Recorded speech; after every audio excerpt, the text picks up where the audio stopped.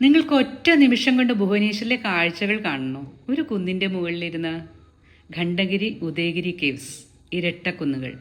ഒരു കുന്നിൽ 18 ഗുഹകൾ, മറ്റൊന്നിൽ 15 ഗുഹകൾ. നഗരത്തിൽ നിന്ന് ഏതാണ്ട് 3 കിലോമീറ്റർ മാറി.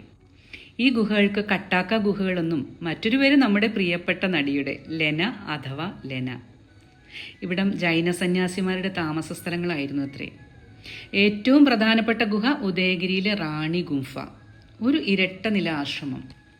മനോഹരമായ ധാരാളം കൊത്തുപണികൾ ഇവിടെ കാണാം. ഇവിടെ ഒരു ജൈനക്ഷേത്രമുണ്ട്.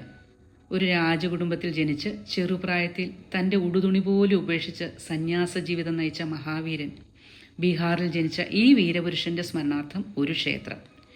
ഒരു രാജകുമാരൻ യാചകനും ഭിക്ഷക്കാരനുമായി അലഞ്ഞു നടന്ന് കഠിനമായ ആത്മത്യാഗം ചെയ്ത് ഒടുവിൽ തീവ്രമായ ധ്യാനത്തിൽ ഏർപ്പെടുകയും, അതായത് മണിക്കൂറുകളോളം ഒറ്റ കാലിൽ നിന്ന് ഒടുവിൽ 42-ാം വയസ്സിൽ ഒരു മരച്ചുവട്ടി ധ്യാനത്തിലിരിക്കുമ്പോൾ അദ്ദേഹത്തിന് ജ്ഞാനോദയം സിദ്ധിക്കുകയും ചെയ്തു.